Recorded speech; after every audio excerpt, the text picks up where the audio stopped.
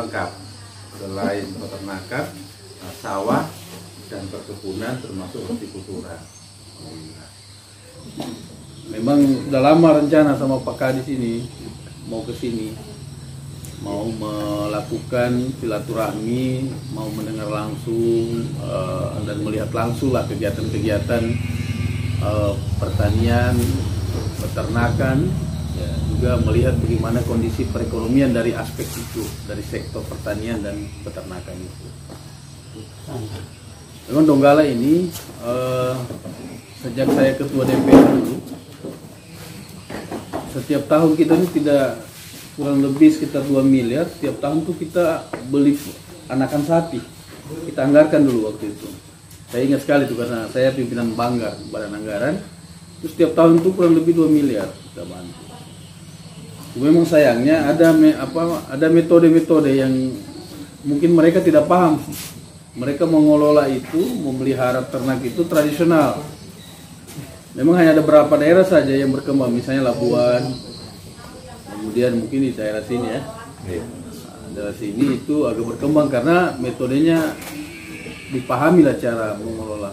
Dan memang kita sadari nih kalau sapi ini, beternak sapi ini kita beranak cuma seekor setahun, 1 ekor setahun. Tentu kalau berharap dari produksi dagingnya itu, tentu kita pikir aduh lama sekali nih baru bisa dapat uang kan. Sementara sapi ini salah satu kita punya ciri khas. Kita kan punya ciri khas namanya sapi Donggala Pak. Walaupun juga saya campur dengan sapi Bali kan. Dengan begitu banyaknya sapi yang diberikan, misalnya diberikan oleh bantuan oleh pemerintah, misalnya ke depan itu bisa berfungsi. Walaupun misalnya kita berharap jangan dulu pedagingnya ya, jangan dulu daging, tapi kita mungkin tadi itu dari aspek lain, misalnya kotorannya, urinnya bisa dimanfaatkan dulu. Paling tidak petani itu merasa oh ini bisa menghidupi kita walaupun bukan dagingnya yang dijual.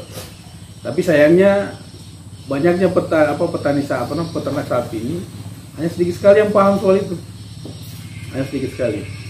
Sehingga tadi itu pengembangan populasi sapi kita kurang lebih 39.000. Kalau ini kita misalnya tadi mau di bisnis misalnya 1.000 ekor per bulan, bisa hampir 2 tahun habis sapi kita, tidak akan pernah lagi berkembang. Nah ini saya kira pekerjaan kita bersama PR Pak Kadis mencari kira-kira apa metode yang terbaik untuk pengolahan ini. Kalau yang terbaik sesuai dengan hasil lomba 2014 saya ikut lomba di tingkat nasional, itu di peternakan, di produksi daging.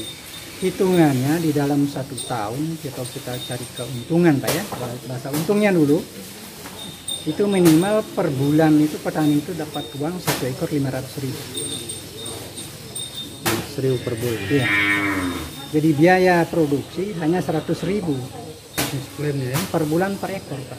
Kalau penggemukan 100.000 per bulan per ekor. Iya, sudah termasuk tenaga kerjanya. Iya. Karena petani di sini tidak ada yang pelihara 1 ekor. Dia harus 5 ekor ke atas Pak.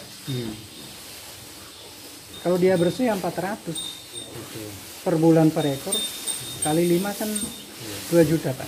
Itu perlu dari sapinya.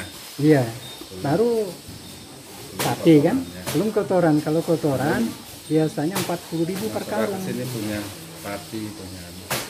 Kalau cairnya itu per liter 10.000 per cair. Itu dijual ya. Yang beli kalau tahun kemarin ada yang Pantai Timur sampai Pantai Timur. Ya biasa yang dari Poso dia bawa jergen langsung kemari. Kemudian masyarakat di sini.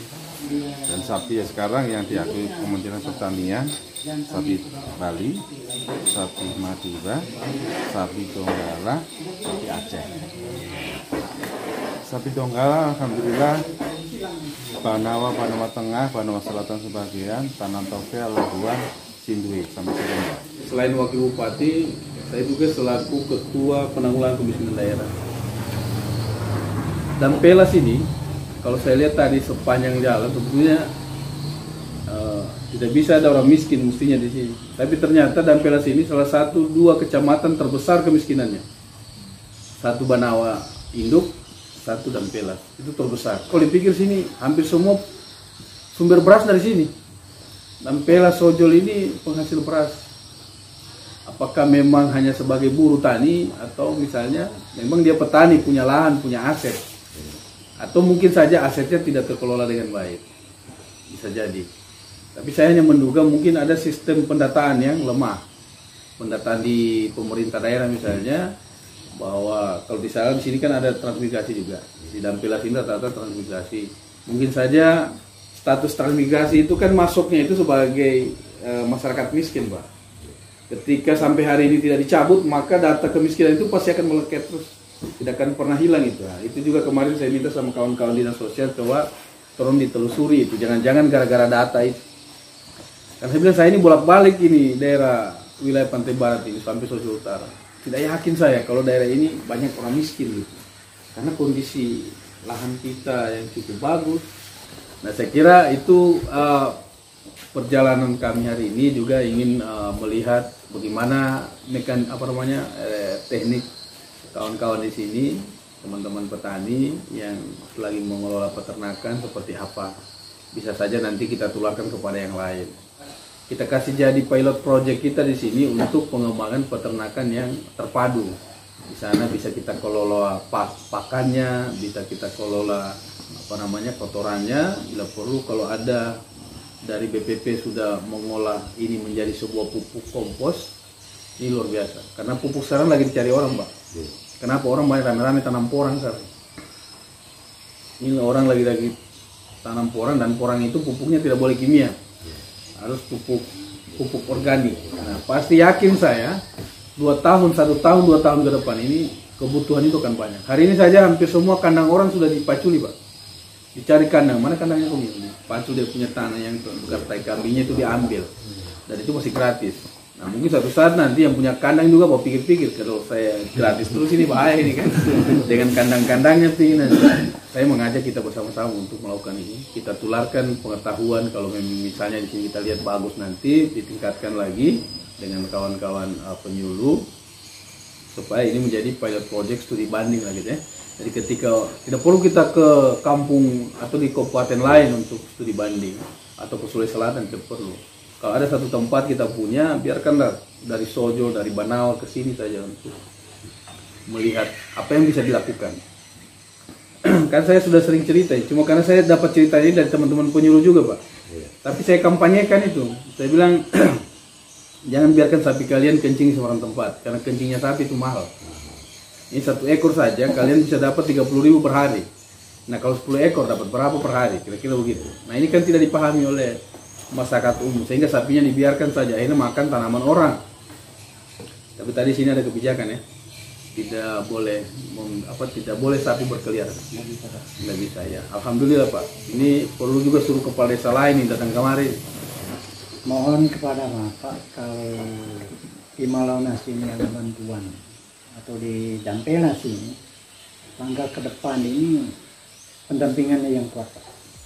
Jangan penyerahan bantuan kayak tahun-tahun lalu, sehingga banyak mengalami kegagalan karena lemah dalam pendampingan, Pak. Di sini memang tempat belajar, tapi sarananya pendukungnya tidak ada. Seperti ternaknya memang betul-betul seadanya, Pak.